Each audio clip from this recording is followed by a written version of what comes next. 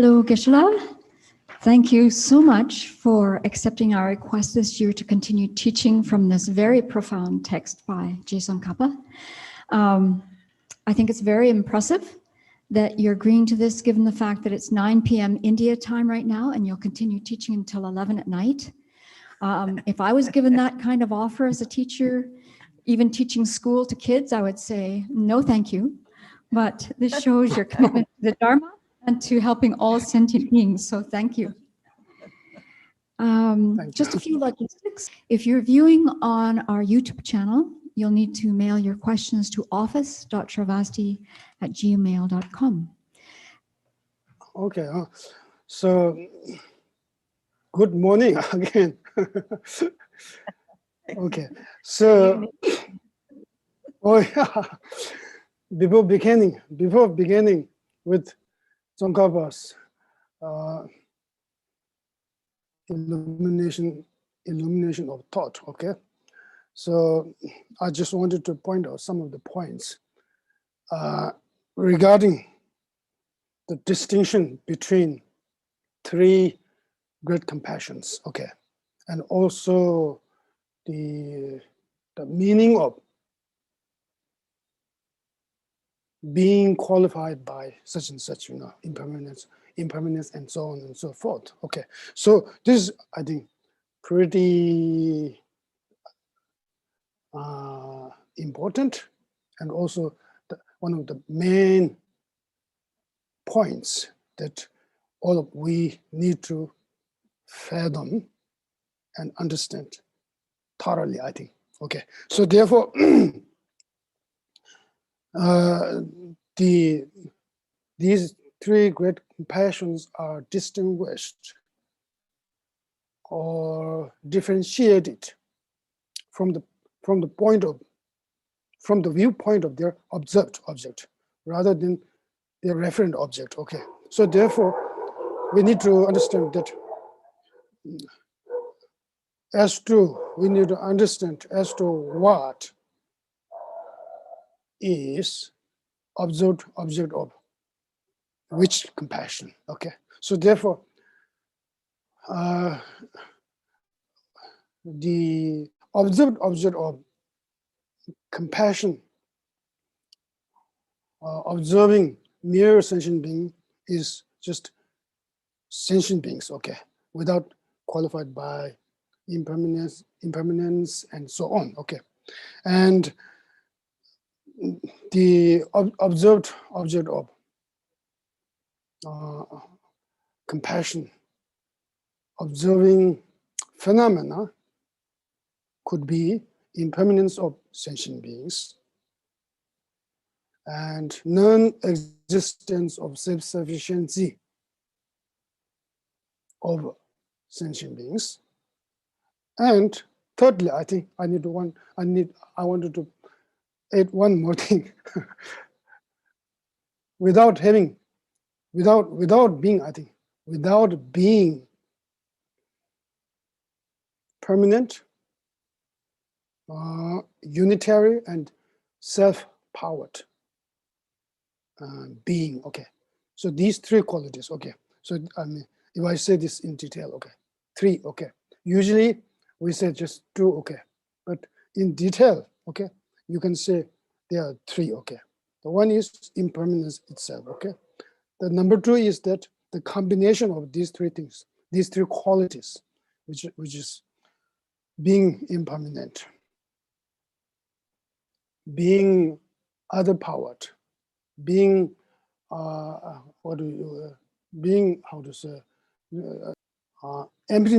combination of emptiness of being impermanent,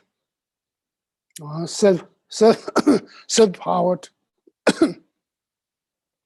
and unitary. Okay, this is the number one of the observed object of object of compassion, observing phenomena. Okay, the number three is that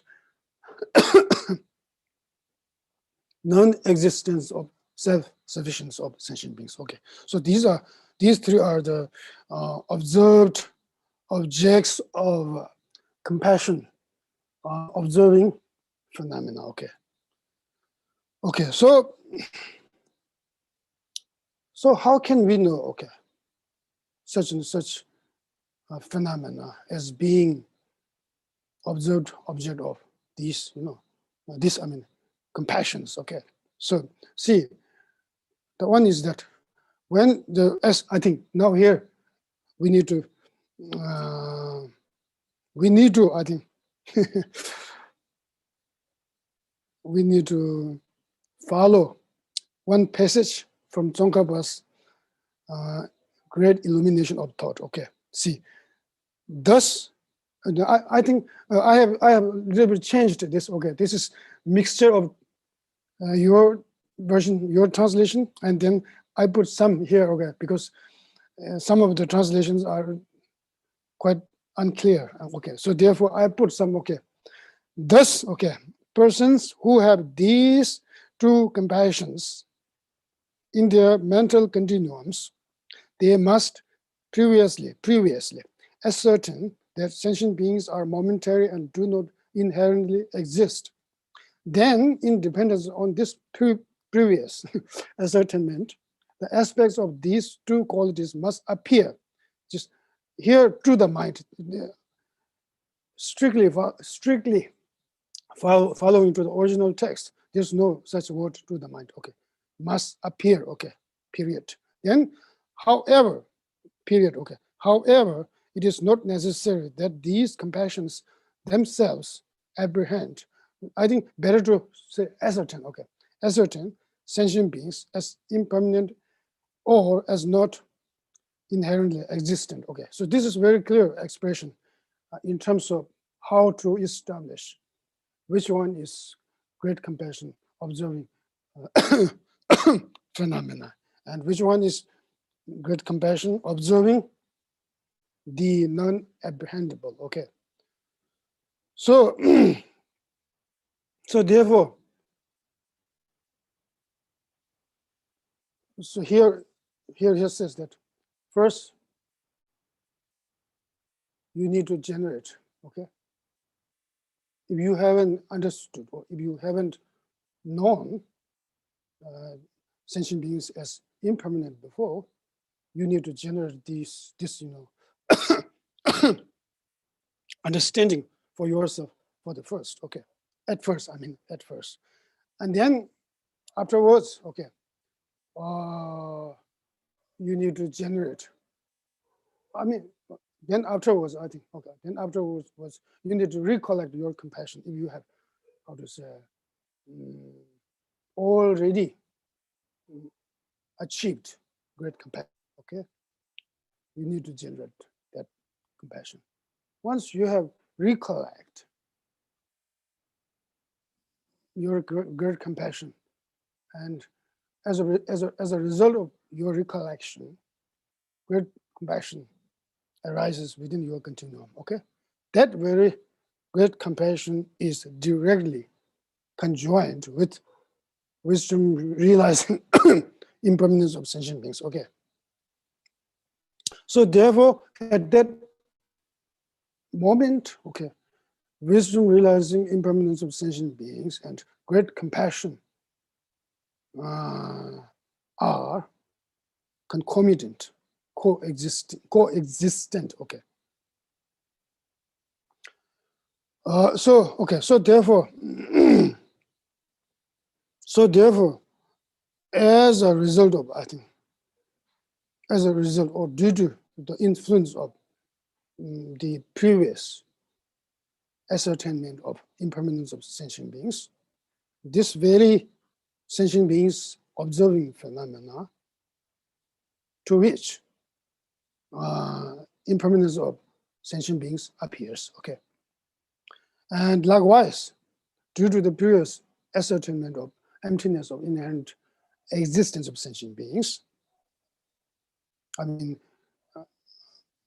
immediate. This conviction must be, this understanding should be immediately preceded. Okay. Immediately, I think, immediately should be immediately followed by, immediately followed by great compassion, okay? And that great compassion should be immediately preceded by wisdom realizing impermanence of sentient beings, okay? In that situation, okay, once your compassion becomes manifest within you, your great compassion is directly conjoined with such wisdom. Not only that, but also your compassion observes impermanence of sentient beings, okay? So, okay, this is one thing, okay? And then the another case is that when your compassion observing non-apprehendable arises within you, okay? Non-inherent existence of sentient beings appears to that great compassion, okay? Due to the power of wisdom realizing emptiness, that immediately, how to say, that has, I think, immediately, how to say, that I think, that immediately, I think, precedes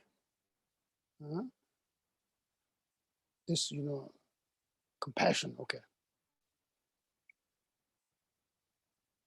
So, okay, so great compassion observing non-apprehendable, okay?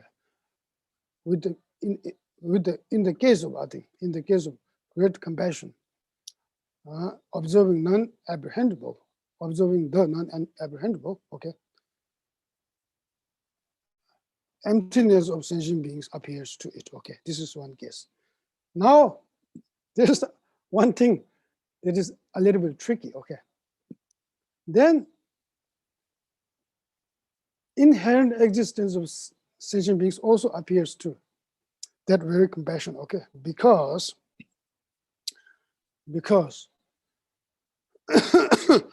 whatever consciousness within sentient beings,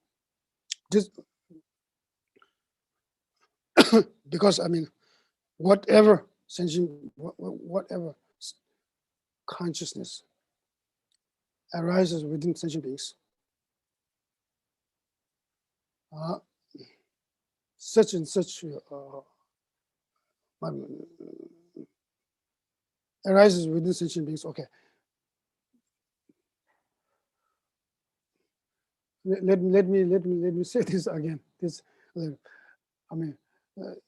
The inherent existence of sentient beings appears to the great compassion observing the unapprehendable, okay? And at the same time,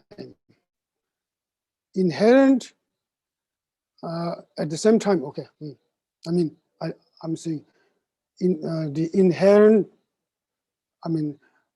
emptiness of inherent existence and inherent existence of sentient beings appears to that very compassion simultaneously, okay? So it's a little bit tricky. Why? No. Can that happen? Can that happen with the case of one conception to which one observed object appears as inherently existent, as well as being empty of inherent existence, okay? So yes, this can happen, okay? Because the reason is that why the emptiness or being empty of inherent existence of sentient beings appears to that very compassion is very obvious, as I said earlier, okay? Now, with respect to the appearance of inherently existence of sentient beings, to that very to the great compassion observing the unapprehendable, okay? Because because it is so because, okay, due to, okay, the influence of, due to the influence of, influence of, how to say, influence of propensity, okay, which is laid out by laid out by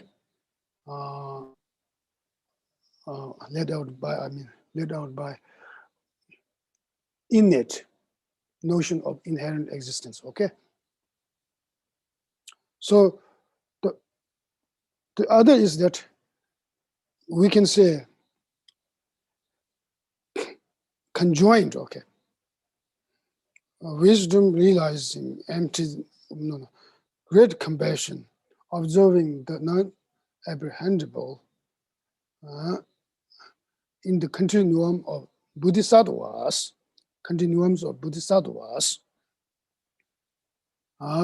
is conjoined, okay, are conjoined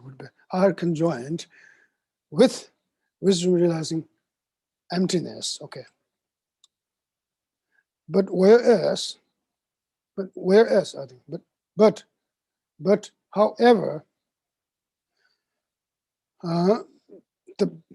however, I think so. However, the appearance, okay, how to say, the appearance,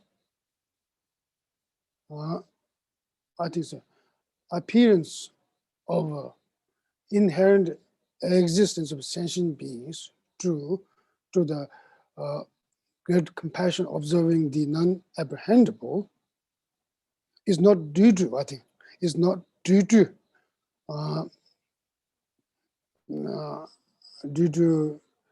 being conjoined with certain, being conjoined with certain, type of consciousness, but it is rather due to the influence, due to the being under the influence of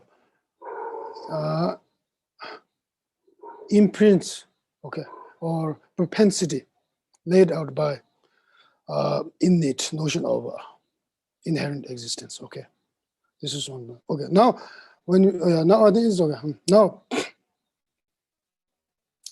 so okay. Now here, okay, qualifying sentient beings by impermanence. Okay, observing. Let me say, great compassion, observing impermanence of sentient beings is okay, is regarded, I think, observation of sentient beings by qualifying sentient beings as being impermanent, or by attributing impermanence to sentient beings. Okay, so these are same. Okay, these are same. Okay, and also you can have, first you can also generate here. Tsongkhapa says first you generate wisdom realizing impermanence of sentient beings. Okay, and there are also other cases. First you can generate sentient beings, generate compassion. Okay, and afterwards, without without interrupting the continuity of that compassion, you can generate, okay, wisdom realizing impermanence of sentient beings. How to say, concomitantly. Okay, so there's so some different cases. Okay, some different cases. First this, second this. In some cases, first this, then second this, second you generate this. Okay, at first you generate this, and then you generate that. In some cases, you generate this at first, the second at a later time. Okay, and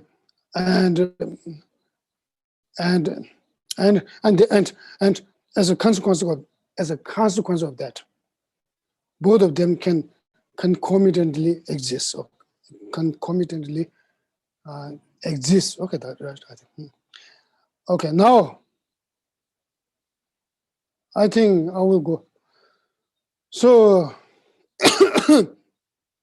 so as I said here, being conjoined with certain type of wisdom, being conjoined with certain type of method. Okay, when we say this is a to conjoin is a English translation, which is translated from Tibetan word sinba. Okay, sinba. Tibetan word is sinba. Okay, so here, okay, sinba. Okay, I think according to Webster dictionary, okay, to conjoin means to join together for common purpose. Okay, but Tibetan word from which it was translated is simba. Okay, as I said earlier, simba is okay, simba. So having one factor's influence or effect on the other is simba. Okay, actual meaning is simba is that, and so that is the meaning of being conjoined with. So that is the meaning of being conjoined with in this context. Okay. So now let's start with Tsongkhapa's exposition. Okay. In both the root text and the commentary. Okay. Chandrakirti explains that the latter two compassions observe sentient beings qualified by the qualities explained above, and says the mere sentient beings who are not qualified these ways are the objects of observation of the first compassion. Therefore, he's giving the name compassion observing sentient beings to the first compassion is a convenient contraction. Okay, so many contractions. For instance, when we say jigda in Tibetan, it's just only 2 syllables. English translation is that view of transitory. Okay, view of transitory. If you are not familiar with the real meaning of it, then it could, sound very, how does it, sound, it could sound very, how does it, some kind of unfamiliar, unfamiliar or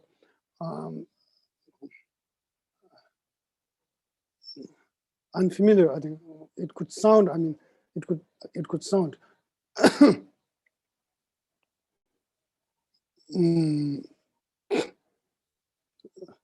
yeah, I mean, meaningless, something like that. Meaning is very unclear. Okay, it could sound unclear. Okay, that is good. It could sound unclear. Okay, so view of transitory. Okay, jigda, view of transitory. Okay. It's also very conveniently shortened term. Okay, so likewise, there are many convenient contractions. Okay, so okay, as I said, oh yeah, okay. Now I think okay, too much I think. So where's observation? Therefore, he's giving the name compassion observation base to the first compassion is a convenient contraction. It is wrong to assert that the first compassion must observe permanent, unitary, and self-powered sentient beings. As for compassion, in the continuums of those who have not found the view of selflessness, there are many instances of their generating compassion, observing only sentient beings. Okay, this is clear. Okay. There are also many instances of compassion observing sentient beings not qualified by either of the two qualities explained above. Okay. In the continuums of those who have found the view of common selflessness of persons or the view of suchness. For instance, even though some has completely refuted the referent object of consciousness apprehending a part to be permanent and has understood that a part is impermanent. Not every instance of observing it is posited as an observation of a part that is qualified by impermanence. Okay. Also, even though someone might not have understood that a part is impermanent, not every instance of his observing it is put. Not every instance of his observing it is put as an observation of a part that is qualified by permanence. Okay, all of these are clear. I think if not clear, then later on you can, ask questions. Okay, no matter what, which of the three objects of observation, these three compassion observe, each has the aspect of wishing to protect all sentient beings from all suffering. Therefore, they differ greatly from the compassion generated by hearers and solitary realizers. Okay, so here, okay, when we say, okay,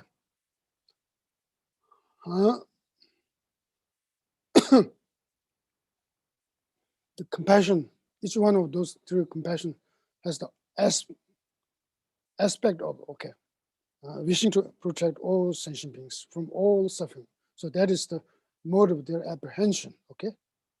Okay. So that is so when we okay. So therefore, hearers, okay, and solitary realizers are considered not to have. I think they are considered not to have these types of compassion. Okay. So with okay. So the reason.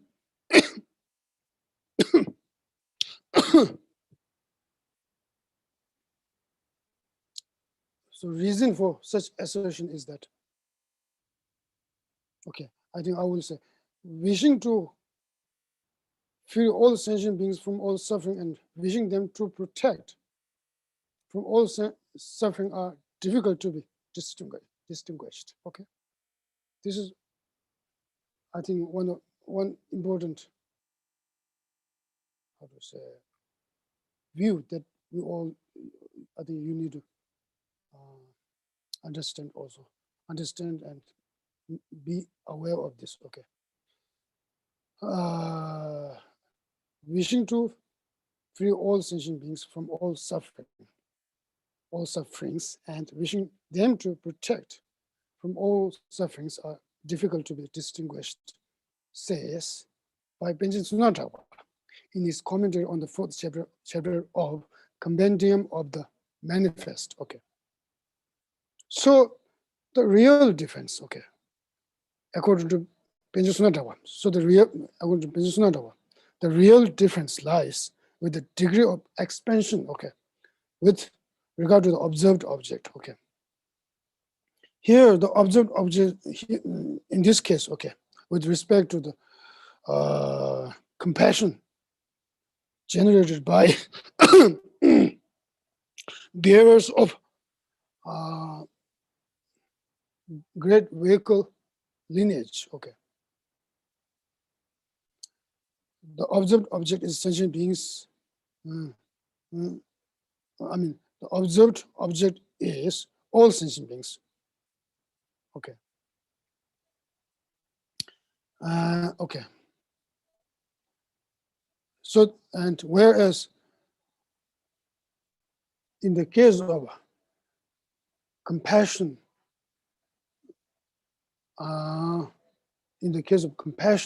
generated by hearers and solitary realizers, the observed object of such compassion is I think, how to say, large number of sentient beings, but not all sentient beings. Okay, so this is the distinction made by Benjamin Sunatawa. Okay, so some, but like Kunji Jamya Sheva and also the Tempa Targe, Kidup Tempa Targe, they would posit, including His Holiness the Dalai Lama, okay, our Guru. The difference lies with, see here, wishing to free all sentient beings from all suffering and here wishing to protect all sentient beings from all suffering. So, these gurus and great scholars say that the uniqueness of unique feature of the compassion generated by bearers of great vehicle lineage lies with the sense of,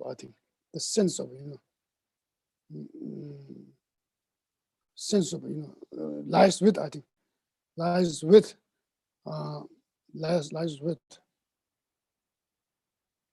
wishing to protect all sentient beings from all suffering. Okay, so wishing to protect all sentient beings, and also the other one is wishing to free all sentient beings from all sentient beings from all suffering. Okay, so there are two different views. Okay. So if you analyze, okay, by yourself through application of the reasoning and instruction provided by each one of those great scholars, you will come to appreciate, okay, all of them. And so therefore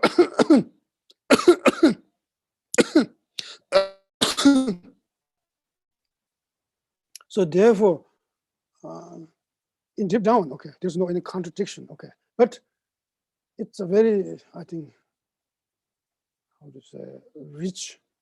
It is a rich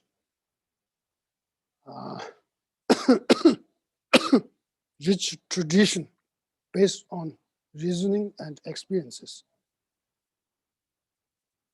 So therefore, all of these different traditions,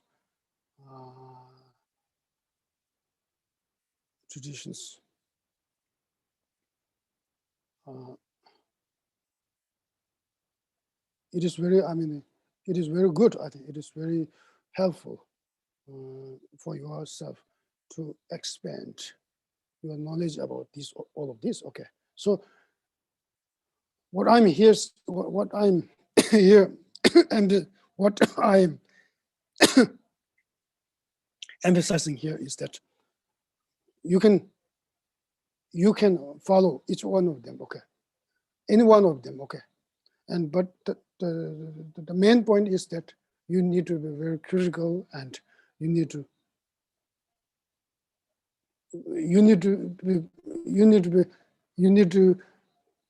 pursue, okay, or you need to follow them critically, I think, with through application of your own intelligence, okay, without blindly following them, okay. There's no any benefit blindly following them. This is my guru, I'm belonging to this sect. This just useless, okay. So therefore, valid cognition is necessary, okay.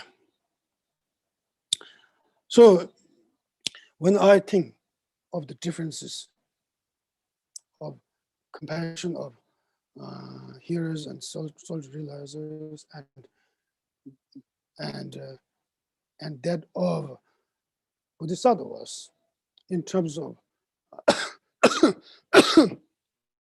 teachings given by Penja Sunatawa, I'm also, how to say,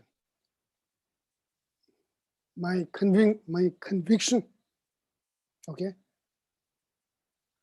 obtained from his application of reasoning explanation is pretty firm. And also, not only that, but also when I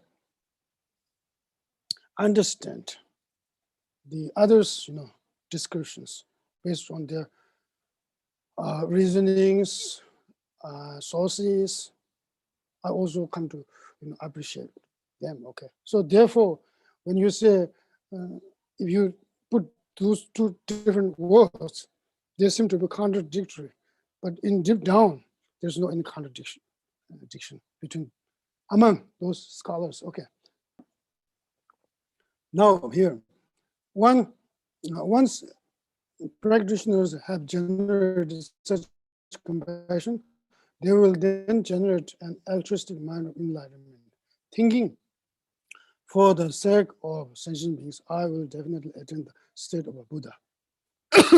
Now, the compassion to which Chandrakirti offers worship is mainly initial compassion. Okay, here initial compassion refers to the compassion that is analogous to sit. Okay, and given that Chandrakirti's main purpose of such worship of compassion is to identify primary root of all good qualities enjoyed by all beings who are on Mahayanic path and that of Hinayana path. Okay, that of Hinayana. So therefore, initial great compassion serves as the main object of worship. But it is also other compassions of bodhisattvas. Thus, there is no contradiction in Chandrakirti saying in his commentary at this point that bodhisattvas generate compassion. Now, question: can all three types of compassion be a cause of bodhisattvas when they first enter the path? Response given by Tsongkhapa. I think those bearing the great vehicle lineage who are followers of fact, I see, fact. Okay, fact. Initially, seek knowledge of the true suchness. Once they have ascertained the ultimate well, they generate an altruistic mind of enlightenment, which is founded on generating great compassion for all sentient beings, and then train in the discipline of a subduer. Discipline refers to 6 perfections, the practices of 6 perfections. The Bodhisattva deeds. Okay, those bearing the great vehicle lineage, who are followers of faith, cannot realize suchness first. They generate an altruistic mind of enlightenment, after which they train in the bodhisattva deeds such as searching for knowledge of the meaning of reality. Shantarakshita's ornament of the mirror says, first searching to know reality, they ascertain well the ultimate, and then generate compassion for the world obscured by bad views. Heroes affecting transmigrators' welfare, skilled in the West mind of enlightenment. They practice the subduer's discipline, adorned with wisdom and compassion. Followers of pure faith generate. The mind of perfect enlightenment assume the discipline of the subduer and strive for knowledge of reality. Now, thus, there are 2 types of practitioners, okay, and among them, 2 types of I think this is a little bit, the translation is, thus there are 2 types of practitioners, and among them, there are cases of generating all through compassions prior to becoming a bodhisattva. Yeah, I think, okay. I think, yeah, I will describe this later. Thus, there are 2 types of practitioners.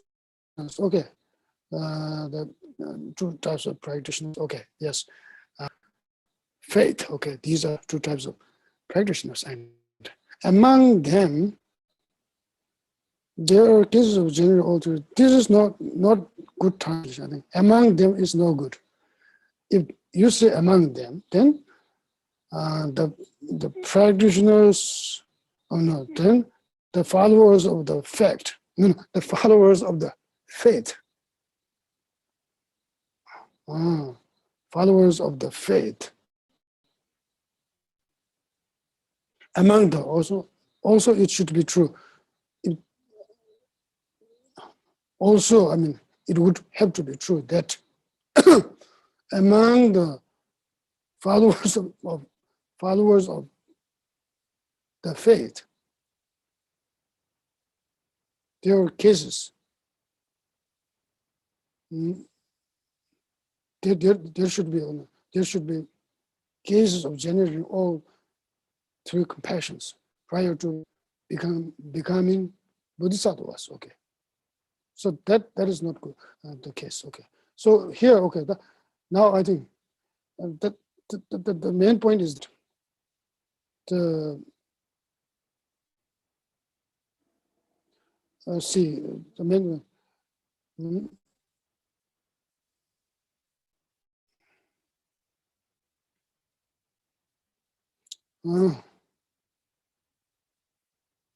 I think okay. Okay, question. Okay, can all three types of compassion be a cause of bodhisattva when they first enter the path? This is good. This is a very clear translation. Okay, now we should answer this question. Okay, yes, we can say yes, yes.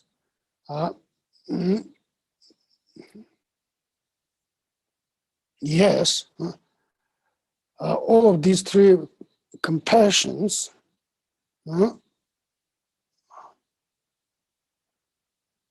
Okay. Okay, I think here. Okay. Okay. Yes, there are cases. Okay. Yes, there are cases where all of these three compassions had been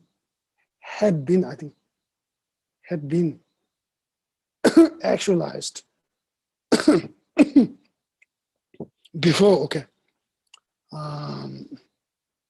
Before they have become, I think, bodhisattvas.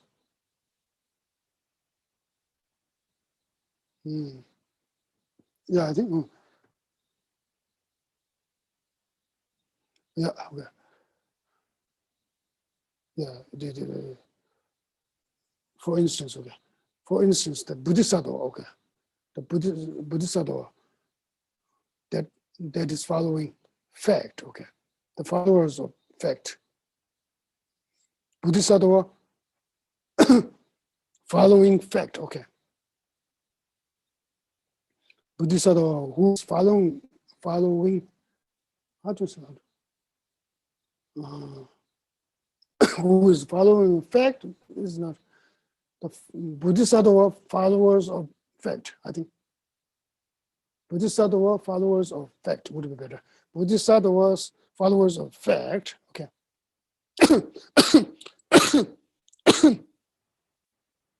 In the case of bodhisattva followers of fact, even when they, how to say,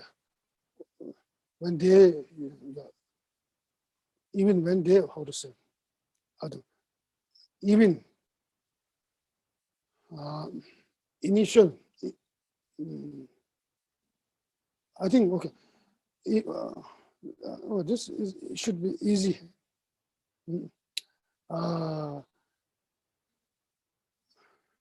Yeah, okay. Bodhisattva, okay. The followers, bodhisattva followers of fact. Okay. Okay, there, bodhisattva followers of fact have actualized all of these three compassions. Prior, the answer to that question is that yes, all three types of compassion can be a cause of bodhisattvas. There is a possibility. There are cases where all three types of compassions are causes of bodhisattvas. Okay.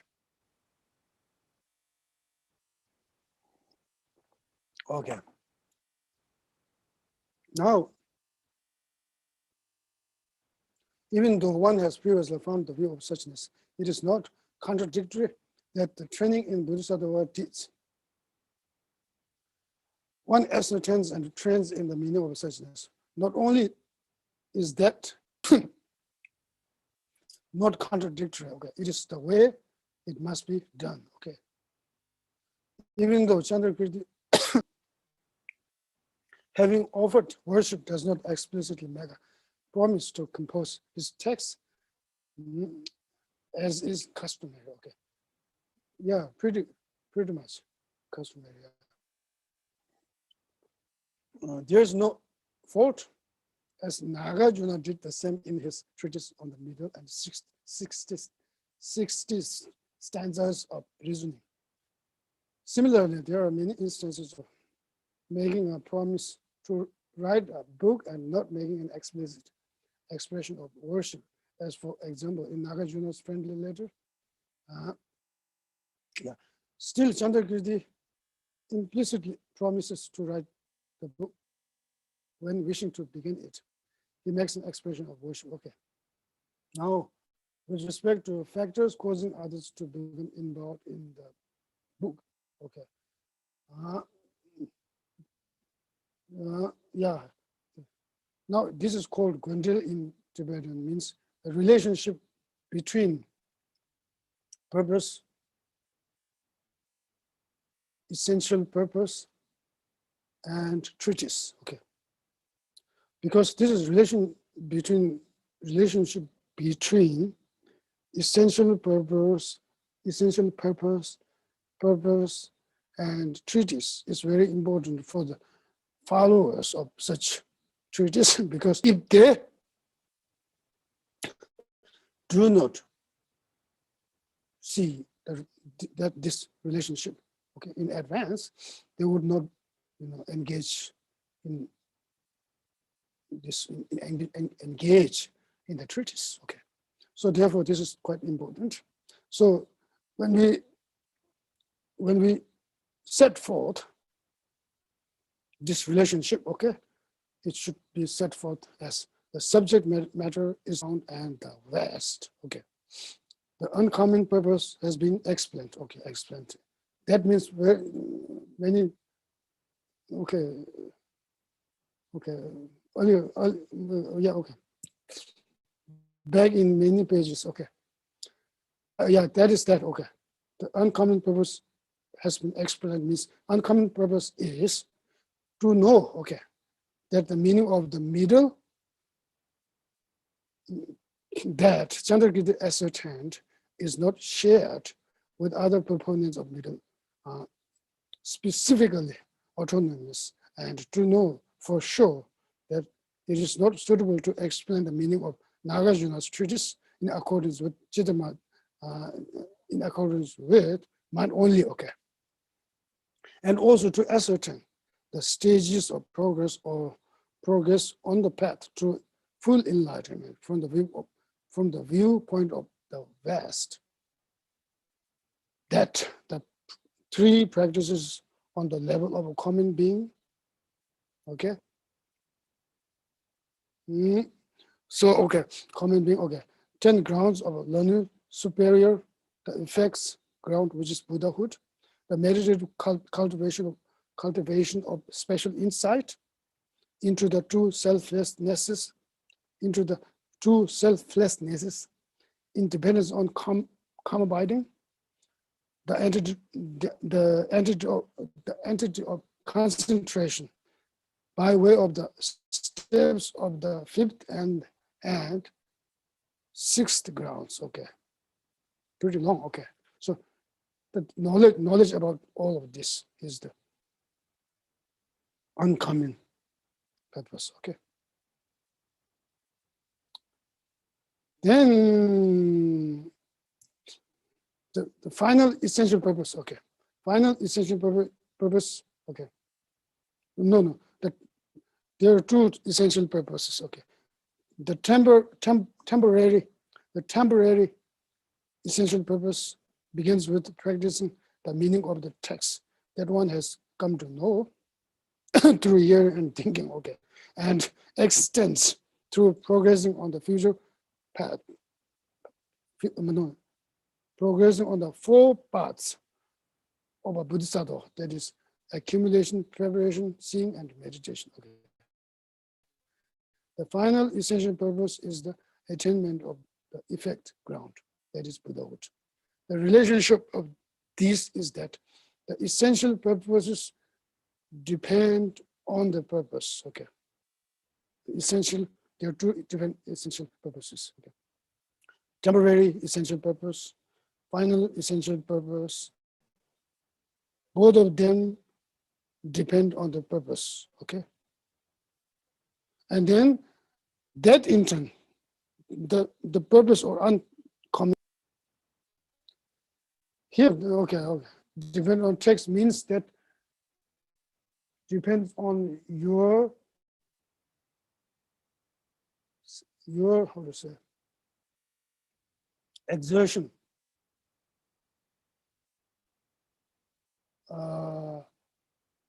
your effort, I think your effort with regard to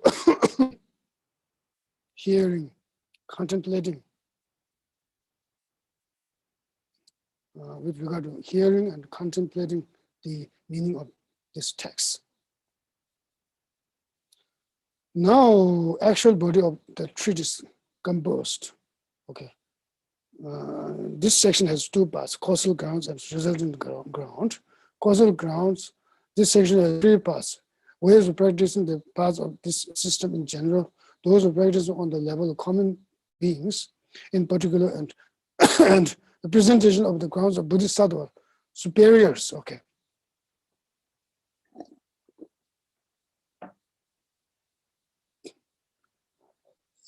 First, ways of practicing the path of this system in general.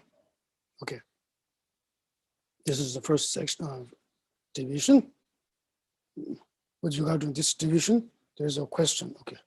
If here in Chandrakirti's text, the profound and vast paths of bodhisattvas are arranged following the protected Nagarjuna, how are the stages of paths proceeding to Buddhahood asserted in the latter system? Okay. Response. The purpose of settling the systems of the second Buddha, the Honorable Nagarjuna, and so forth. So forth includes Ayadeva, Buddhabalada, Chandrakirti, Shantideva. Okay. So forth. Through hearing and thinking is to find great conviction in the ways to practice the pure path. You thereby will not be led astray by similitudes or counterpaths. Okay. Similitudes of paths. No matter how much you train in the text of great vehicle systems, hearing and thinking that do not develop any conviction in the ways to practice the path are cases of not properly accomplishing hearing and thinking. Though you would have made effort in the great vehicle, you would have not, I think, extracted its essence well. You should strive to know the stages of progress on the path. Okay. The Honorable Nagarjuna made many explanations of portions of the path, but wrote 3 books teaching the body of the path. Okay. Based on both the profound and for Nagarjuna's precious garland says, if you and the world wish to attain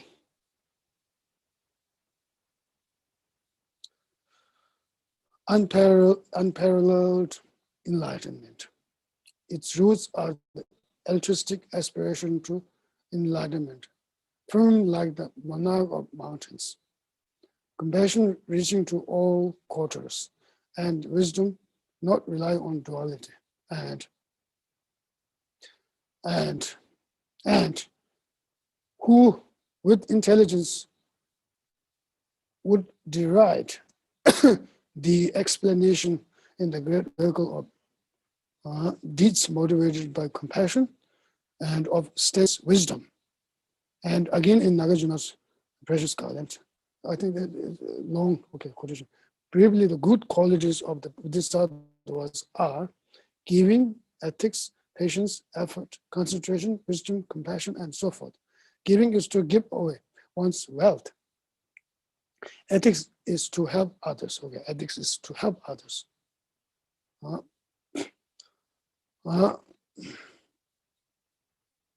Patience is to have forsaken anger. Effort is enthusiasm for virtues.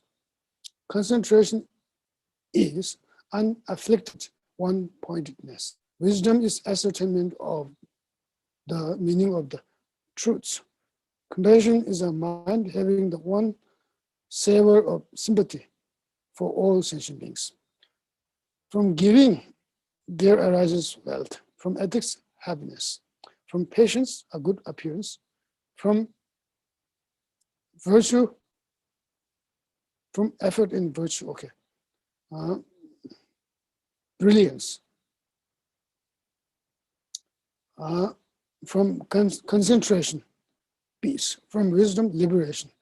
From compassion, all ends are achieved. From the simultaneous perfection of all those seven is attained. The object of inconceivable wisdom, the protectorship of the world is achieved. Nagarjuna sets forth an dedication of the six perfections, their benefit and the training in them, as well as in accompanying compassion. Nagarjuna sets forth the basis of the deeds, a generation of the mind of enlightenment in advance, and the progress on the 10 bodhisattva grounds through those deeds. Nagarjuna's base of the element of attributes, explains the generation of the altruistic mind of enlightenment. I should say, preceded by taking refuge and nurturing one's lineage through the 10 perfections. And the 10 bodhisattva grounds, these rough condensations of the stages of the path are explained in detail in his compendium of sutra.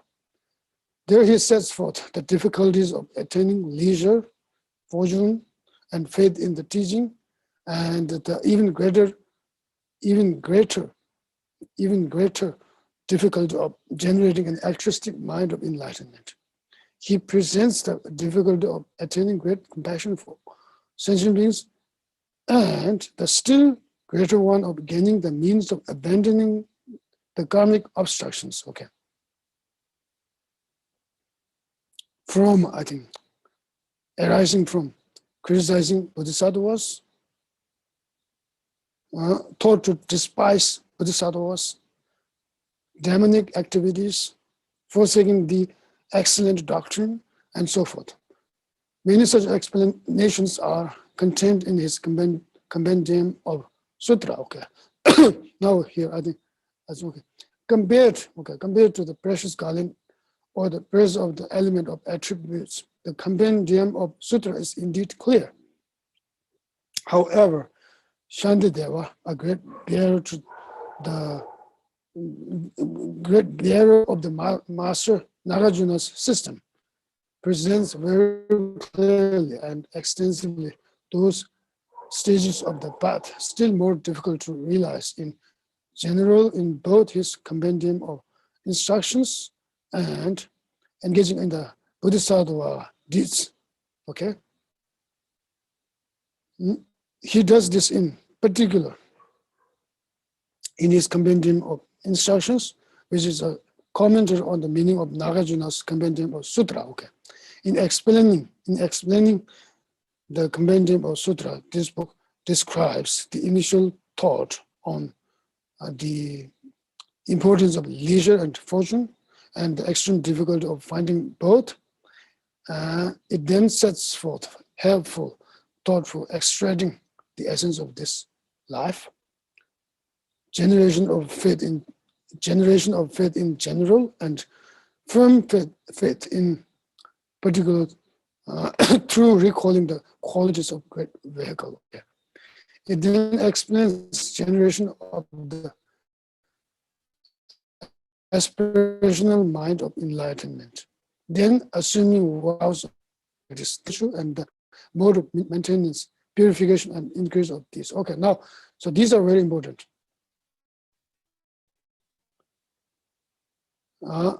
Giving away one's body, enjoyment, and roots of virtue, and the modes of maintenance. Giving away, maintenance, purification, and increase. Okay, so maintenance of body, maintenance of virtuous active virtue. I mean, maintenance of virtue, maintenance of enjoyment. Maintenance of a body is maintenance of a body. Okay, maintenance of body is guarding against, I think, ethical downfalls, be it natural activities or just merely ethical downfalls through mindfulness and awareness. And also protecting one's body from, okay.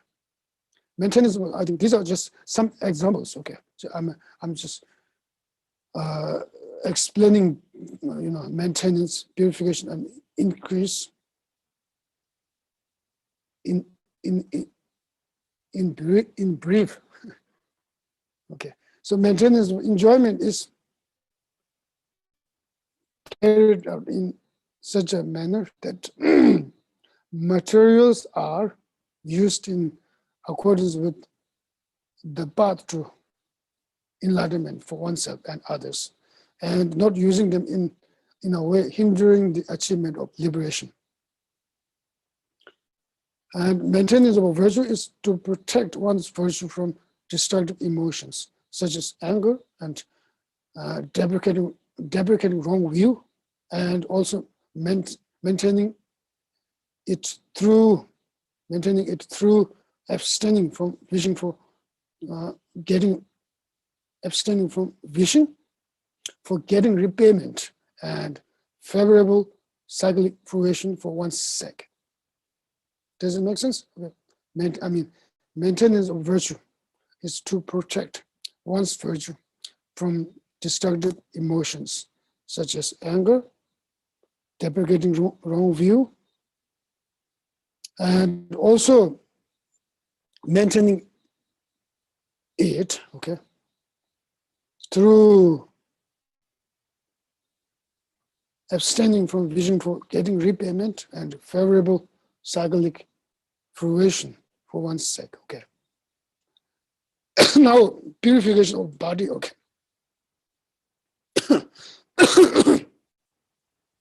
Purification of body means to purify one's non-virtues, okay, committed in the past by applying for antidotes, and as well as purifying negative emotions through the application of antidotes to negative emotions. Purification of enjoyments is the pursuit of material comfort that is carried out in accordance with Dharma, and abstaining from five impure means of obtaining enjoyments. Now, purification of virtue is being conjoined with wisdom, realizing emptiness and great compassion. Increase of body. Okay, now with respect to increase of body. Increase of body means to increase ability of one's body by 10 factors, and as well as engaging in 6 perfections with firm effort. Now, the increase of enjoyments, okay, is to protect generosity.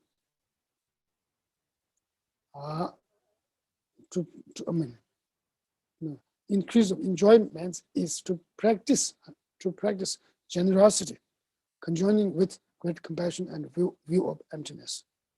Now, increase of virtue is such as developing deeds of bodhisattva with firm effort, engaging in 7 limits of merit, 6 recalls and always helping sentient beings in such a way as giving away one's Dharma knowledge to the needy. Now back to the to the text. Okay, in his 400 Arya Deva, in his 400 Arya Deva also presents the body of the profound and vast parts. Moreover, the body of the parts is similar in Bhava Vega's heart of the middle way.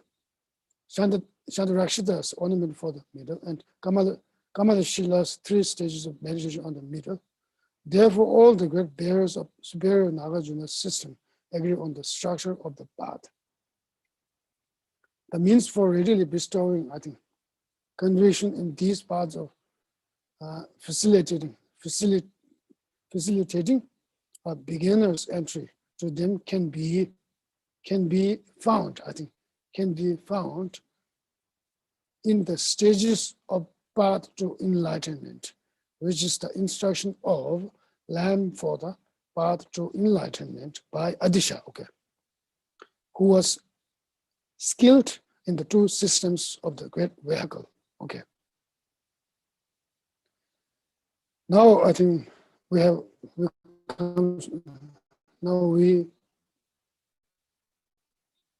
arrived to a division.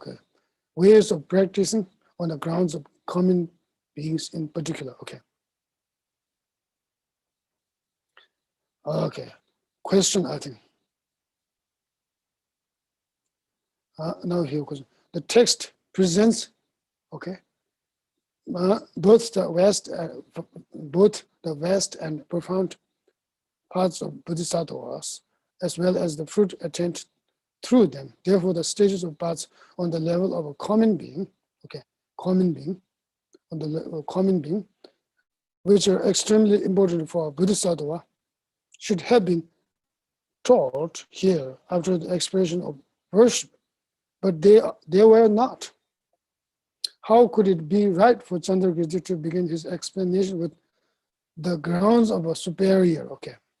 Now response, since Chandrakriti explained those paths on the occasion of the expression of worship, he did not explain them after. One who wishes to enter the great vehicle must first practice these paths by teaching the 3 main courses, which when cultivated in meditation cause one to become a bodhisattva.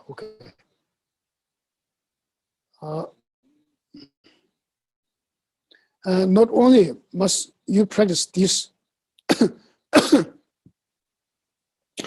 in advance, but you must also do so once you have become a bodhisattva.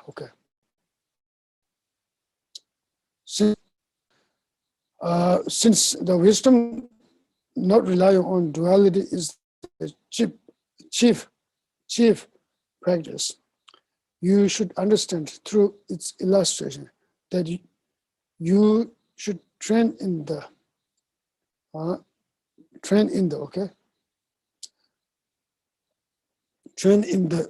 deeds such as giving. So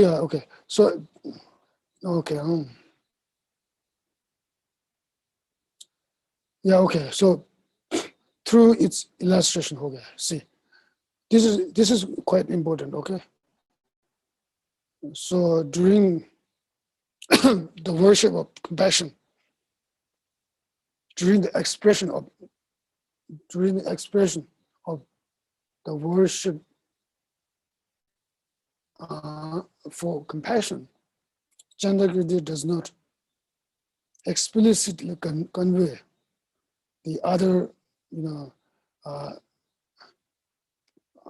other practices. Then these 3 parts, which are compassion, wisdom realizing engine, a spirit of enlightenment. Okay, so when he, with his expression of worship for compassion, he, how to say, he illustrates, okay, that not only one should practice those three, common paths, but also one must practice other bodhisattva deeds such as giving and so on and so forth, giving, ethics, patience, effort, concentration, and yeah. So, okay. Nagarjuna's compendium of sutra says, a bodhisattva should not apply himself to the profound nature of phenomena, bereft of skill in means. A union of method and wisdom is the right application of a bodhisattva. You must strengthen a union of the two collections and not place confidence in being satisfied with a portion of method or wisdom, or in a mere one-pointedness of mind that lacks special method and wisdom. Okay, now some do not properly identify the measure of the object of negation that is refuted by the reasoning, analyzing suchness, and consider that, okay, I think that anything is, that everything is refuted, okay? They mistake all thought as conceptions of true existence, and consequently assert that all presentations of conventionalities are based only on others. That means that here others, the term others refers to subject, okay, refers to subject, which apprehends conventionalities, okay. So the subject, the subject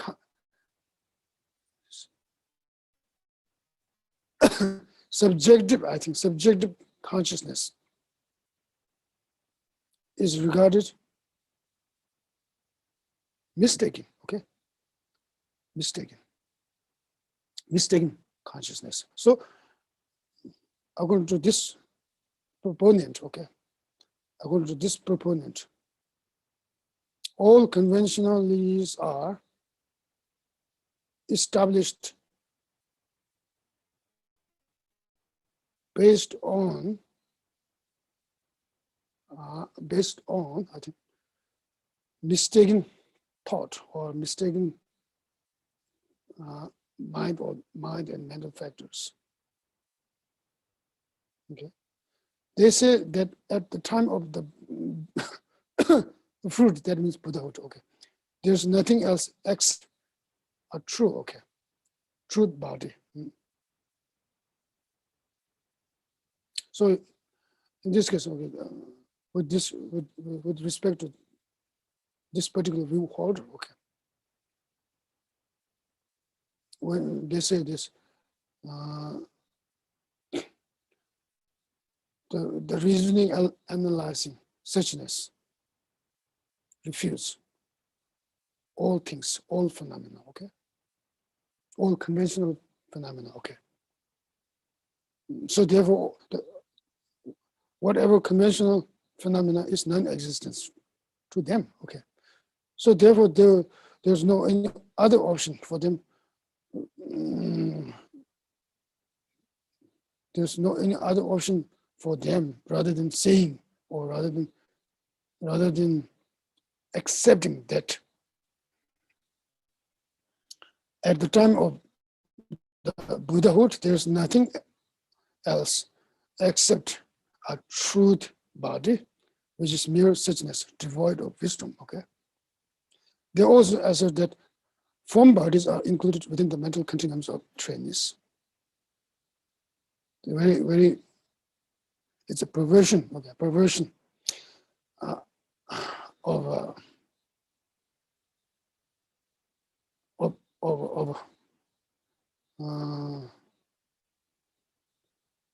it's a perversion of description, I think. Perversion description, I think. Perverted description, I think. Perverted description, you see, the form bodies are included within the mental continuums of trainings.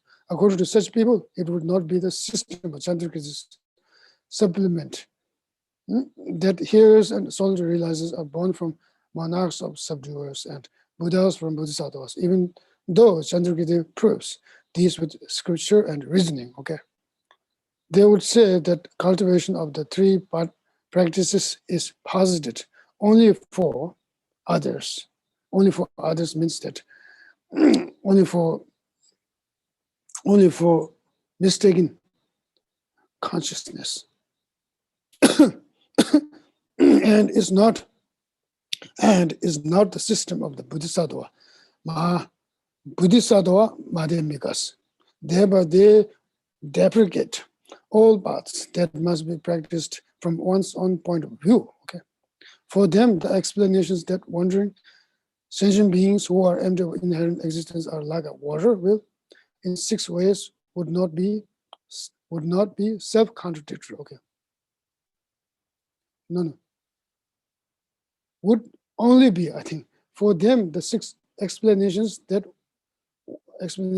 wandering sentient beings who are empty of inherent existence are like a water will in 6 ways would only be self-contradictory, would only be self-contradictory. Would only be self-contradictory. Okay, very clear. Thus, you should know that beginning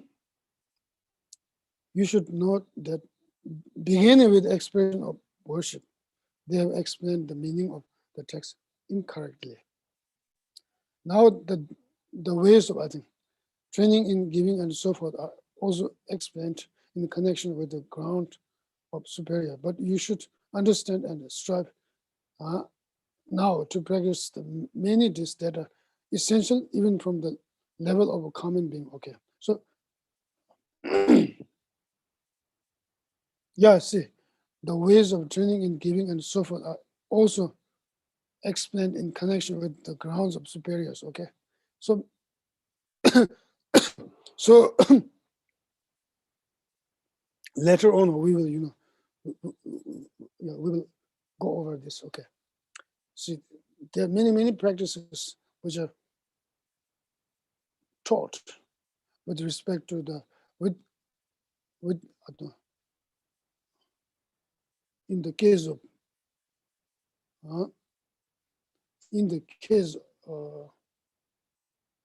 for the sake of, I think, for the sake of, I think, in the case of bodhisattva superiors, okay, but there are many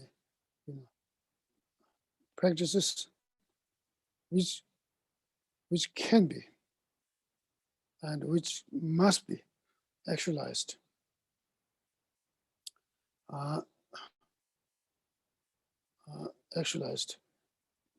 by common beings, by common beings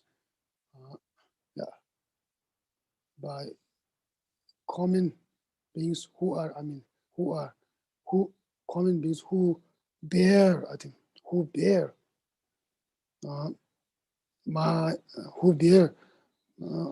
bodhisattva lineage or great vehicle lineage. Now here, presentation of the grounds of bodhisattva superiors. Okay, this section has 3 parts. Okay, presentation of the 10 grounds in common, presentation of the individual grounds and their features, presentation of the 10 grounds in common. This is okay. Now this is the division. Chandrakirti's explanation here of 11 grounds, the very joyful and so forth, is based on Nagarjuna's rough presentation of the 10 grounds of 11. 10 grounds of the 11. Okay. Nagarjuna's precious garland says, just as, okay, 8 grounds of hearers are described in the hearer's vehicle, so 10 grounds of bodhisattvas are described in the great vehicle. Chandrakirti also bases his explanation on the sutra on the 10 grounds, okay? When Chandrakirti describes the 10 grounds, the very joyful and so forth, as 10 mind, as so forth, I think, so forth, as 10 mind generations, he is referring to, okay, ultimate mind generations. Ultimate mind generations means wisdom, ultimate generation means that type of mind must be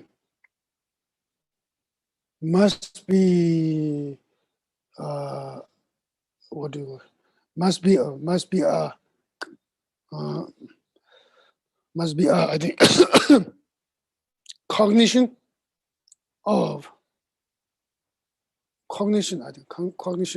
which directly realizes emptiness. Ultimate mind generations, okay, here. Ultimate mind generations must be cognitions that realizes emptiness directly. And with respect to the nature of the 10 grounds which are assigned to ultimate mind generations, Chandrakirti's commentary says, when a bodhisattva was uncontaminated wisdom, conjoined with compassion and so forth, is divided into parts. Each part is called a ground. So bodhisattva was uncontaminated wisdom, conjoined with compassion and so forth, is divided into, this is contaminated wisdom is a continuum of, we need to, bodhisattva's uncontaminated wisdom should be understood in this case as a continuation of ultimate mind generation.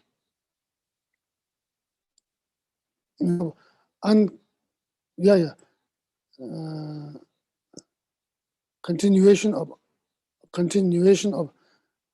uncontaminated wisdom, okay,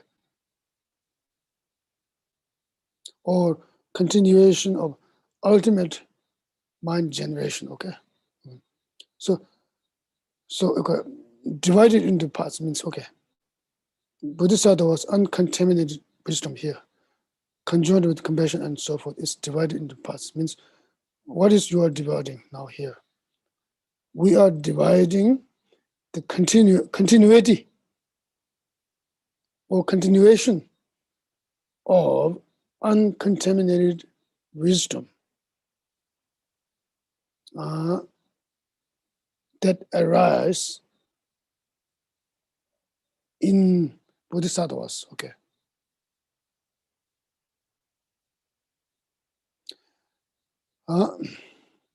Bodhisattva superiors would be better. Yeah.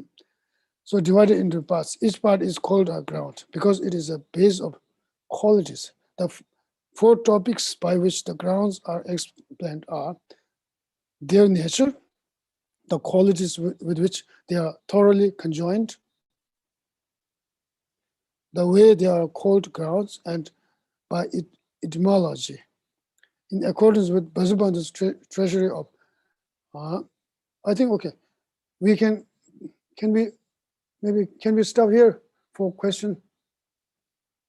Shall we stop here for questions? So yeah, I think that now we have arrived here, the point where how to say, the point where the discernment of the point where, okay, the point where the establishment of, I think the establishment of the point where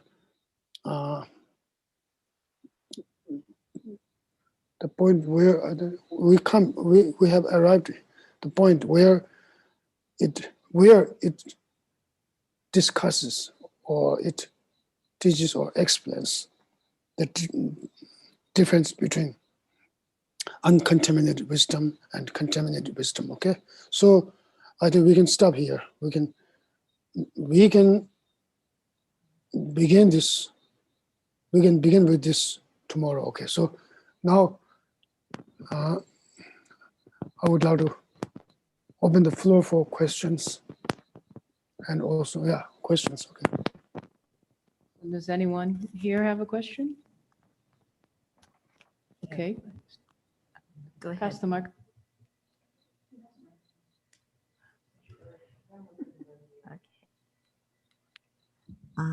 Geshe, when we've been talking about how the compassion is conjoined with wisdom, is that mechanism by which that occurs the same as when we say emptiness dawns as the meaning of dependent arising, where the compassion for sentient beings is the dependent arising, and then conjoining it with the wisdom realizing emptiness becomes like emptiness dawning as the meaning of dependent arising? Are the processes those two occur the same process? And if not, how are they different? Oh yeah. Yeah, conjoined. Okay. The conjoined, the two things. Okay, two. For instance, the wisdom and compassions are conjoined. We say here when they are conjoined, when they are wisdom and compassions are conjoined, we say they can be conjoined with each other. Okay, that means they're complementary to each other. And also, like, the dependent arising and emptiness, okay. Dependent arising and emptiness, they are treated as same meaning. Okay, they are regarded as, how to say, Tongba. Once you have ascertained emptiness of inherent existence, and in the emptiness of inherent existence will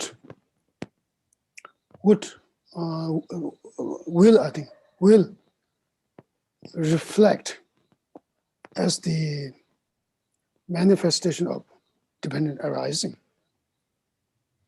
Yeah.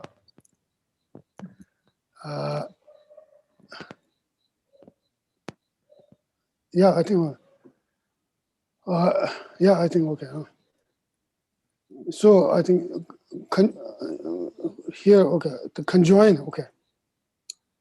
Conjoined here, I think. When I said the compassion is conjoined with wisdom, and the wisdom is conjoined with compassion. Okay, being conjoined here, okay, is affecting on each other, okay, and influencing on each other. Okay. Okay. In this case, the influence and effect is positive. Okay. Therefore, when they are conjoined, they are complementing each other.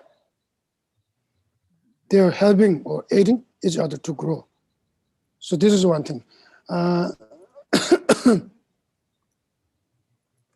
So, okay, I think I'm saying this, but I'm not quite clear about dependent arising and emptiness. You told dependent arising and emptiness, but I'm not clear about your question regarding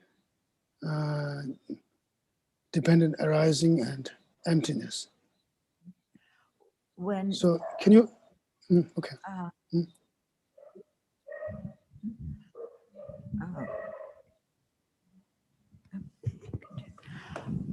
When we hear about emptiness dawning as the meaning of dependent arising, Dawning, emptiness. Dawning or emptiness going as the meaning for dependent arising. Oh, yeah. Huh? That's, Okay. Mm. In the three principal aspects of the path, it's often Oh, yeah. explained. Mm. So how is that similar or different from here, compassion being conjoined with the wisdom realizing emptiness? Yeah, because compassion is dependent arising. Oh, clear, now clear. Okay. Now clear, okay. Oh,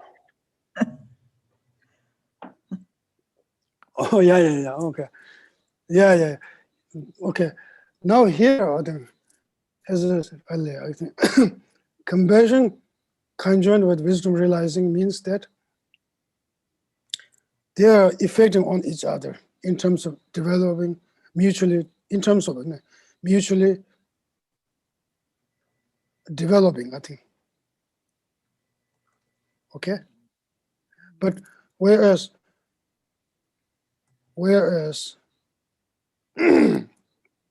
once you ascertain emptiness of inherent existence, then after that, okay, whenever after that, I think, after that, when you think of, after that, I think, the dependent arising, okay. After that,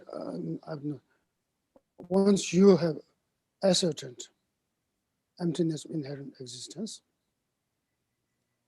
at that very moment, if you, at that very moment, okay, if you, okay, how to say,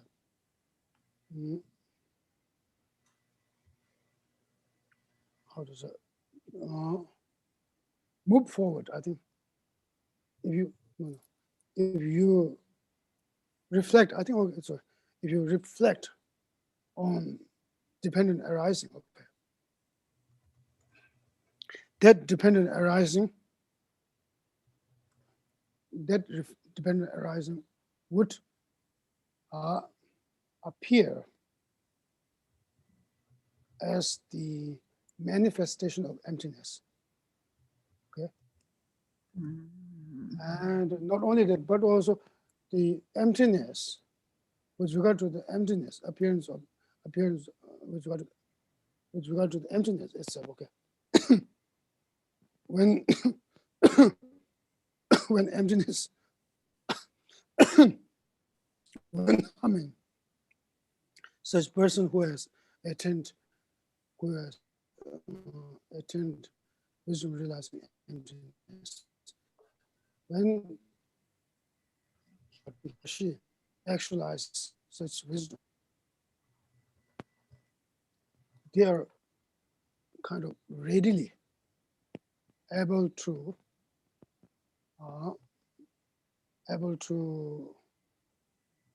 cognize, I think, emptiness is the same entity as dependent arising.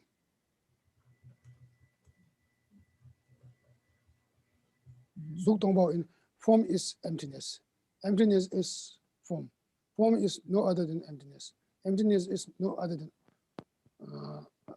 emptiness is also no other than form. Okay, so these are okay. This is the, I think this shows how the meaning of emptiness and meaning of dependent arising go side by side. Okay, and not only that, but also I think they appear, okay, or they manifest, I think, as they manifest as same, I think, existence, I think. Same existence.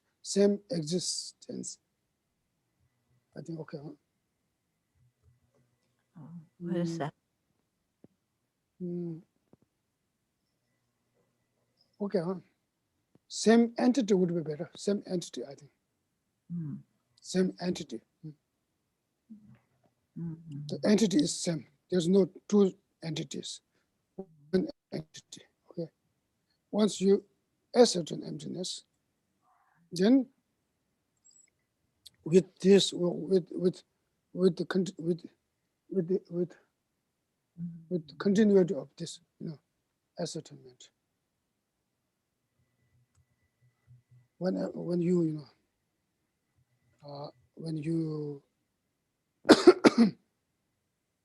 observe, I think, dependent arising, they also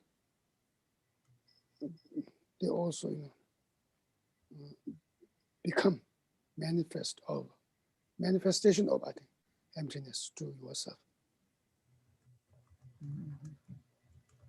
Emptiness, the dependent arising is the manifestation of emptiness. Emptiness is the same entity of dependent arising. Okay, so this is the other meaning that dependent arising and emptiness are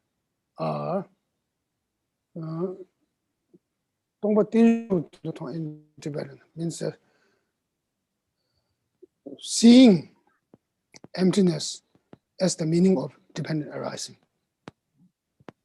okay, or understanding or knowing emptiness as the meaning of dependent arising, or else you can also say emptiness and dependent arisings as same meaning.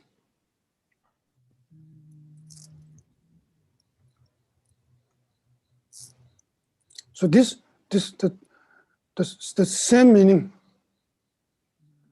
emptiness and dependent arising, having the same meaning, is only aside to people or persons who have already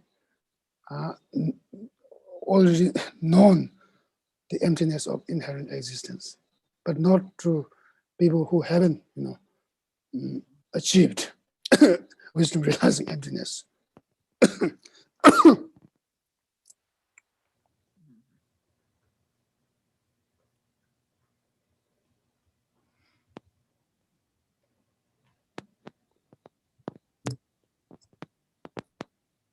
Okay. Now? Can I follow up that question? Then we also have, after someone has realized emptiness, when they arise from that meditation, they perceive dependent arisings as like illusions. So that seems to be another time when emptiness and dependent arising are brought together. So how is same and different from these other two that we just discussed? Oh, I see. These other two, you mean compassion conjoined with wisdom? Yes. And oh, I see. Johnny, it being the meaning of dependent arising, those two. See here. You've just differentiated those two. Then if we add seeing things as like illusion, how is that similar or different to knowing dependent arising and emptiness is the same meaning? How is seeing things as like illusions the same or different from this example of compassion conjoined with emptiness? Because the mechanism in the mind of bringing the two sides of the path and ultimate and conventional natures together, those are the same in all three instances. Well, they seem very related in all three instances.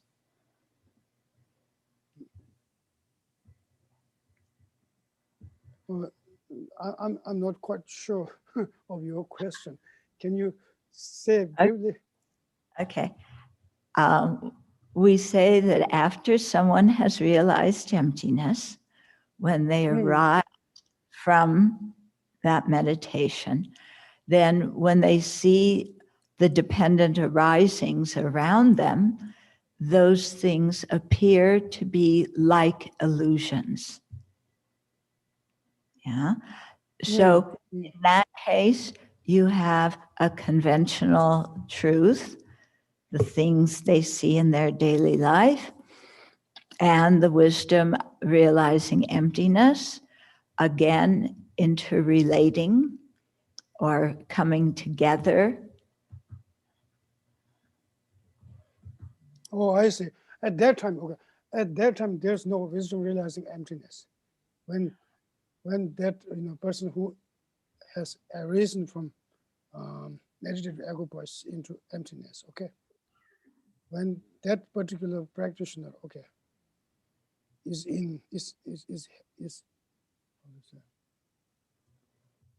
having, I think, with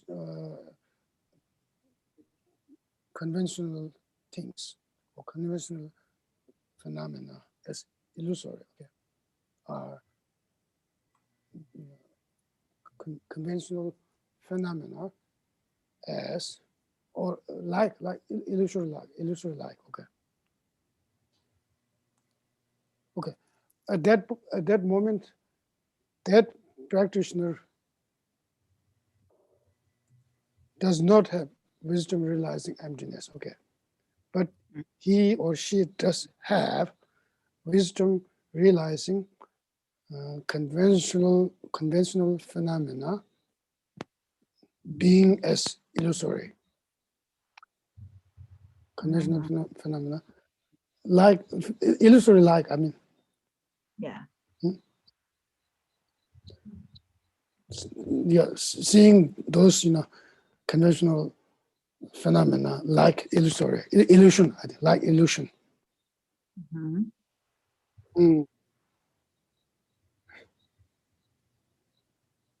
So it's a little bit good. This is good. Oh yeah.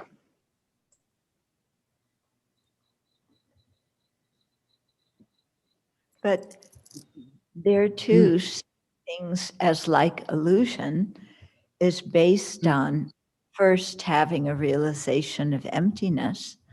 Oh, And that is right. That is right. And Yes, that is right. And that realization of emptiness influences how you see the conventional phenomena after you arrive. Sure. Yeah. That is why. Yes, that is how that type of wisdom realizing conventional phenomena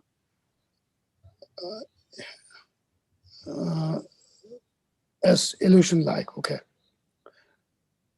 is conjoined with wisdom realizing emptiness. Yeah. So they Oh are. yeah. Yeah, they are conjoined with each other. No, wisdom realizing conventional phenomena as how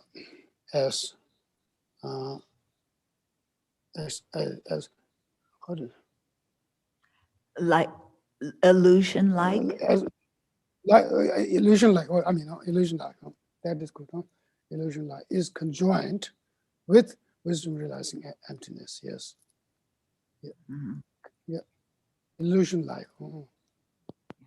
But you Yes. said before. So yes, yes. That now we can say that effects on, okay, that, how to say, wisdom realizing emptiness, okay, the influence or effect of wisdom realizing emptiness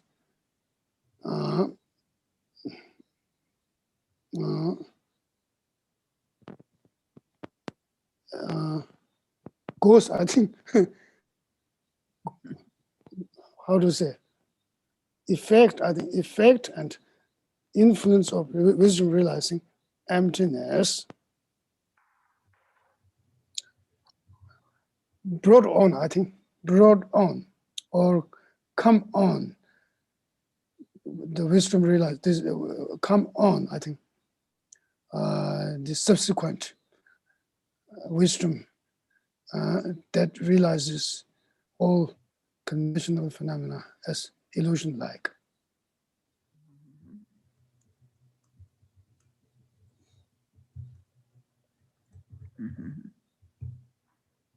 Okay, so yeah, I mean, yeah, the influence or effect of wisdom realizing emptiness, or wisdom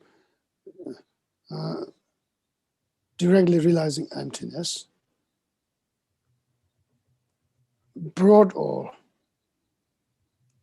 I think, brought on, go, I think go would be whatever, go, how to say?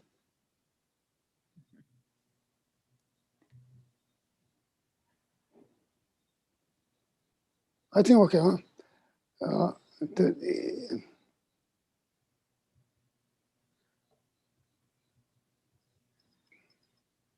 yeah, I think in the influence or effect of wisdom realizing emptiness,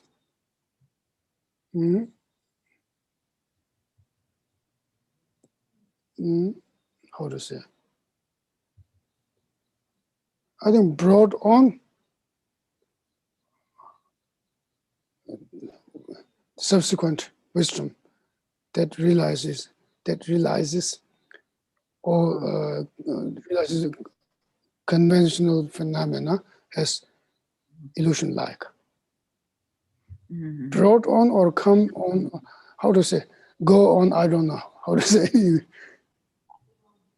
Yeah, or it leads to. It leads to or triggers. Or something like that. Triggers, yeah, okay. Yeah, it like sparks it. Oh yeah, I think. It sounds like that wisdom is one of the causes or conditions for the subsequent wisdom realizing conventional phenomena as illusions. Can we say it's a cause or condition for that? Oh yeah, yes. Condition and cause, yeah. Okay.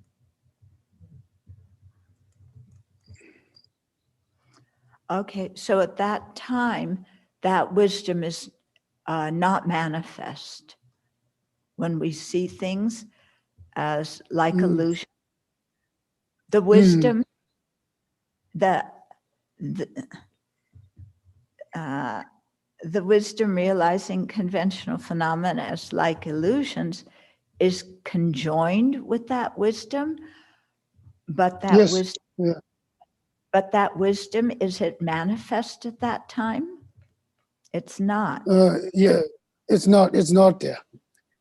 Okay. It's not there. It's not there, but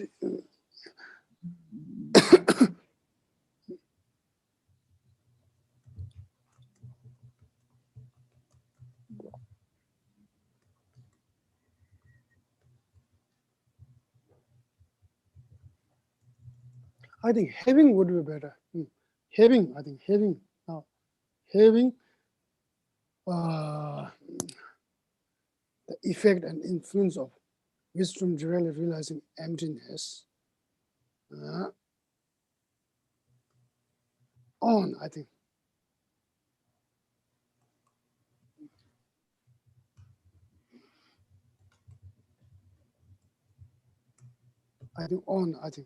On subsequent wisdom that realizes conventional phenomena as illusion-like.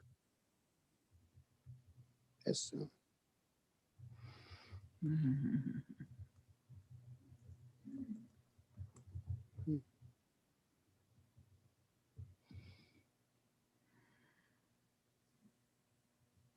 Mhm.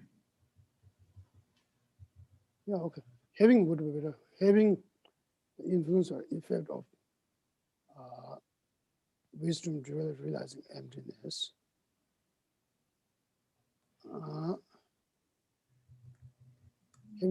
Having influence and effect of wisdom directly realizing emptiness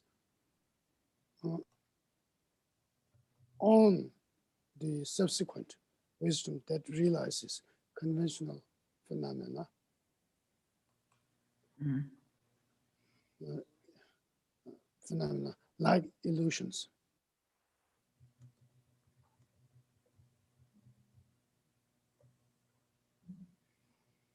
Mhm. Does it make sense? Yeah. No. Not. Yeah. I mean, What no. you're saying is there is an Mm. effect. Is it easier to word it as Mm. there is an effect or influence of the wisdom realizing emptiness on the subsequent wisdom realizing conventional Oh, phenomena? yes, that's right. Oh, yes, Okay. yes, there is. Yes, there is a effect and influence.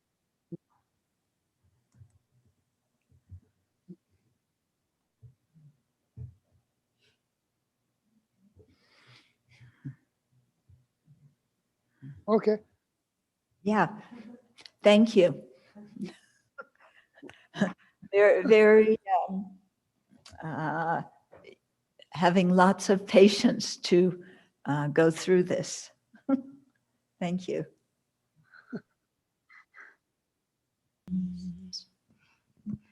Thank you so much, Geshe. We're looking forward to seeing you again tomorrow for day 3. And the Q&A session this afternoon will be with Venerable Tupten children at 3 p.m. Pacific time on Vimeo live stream. Thank you, Geshe.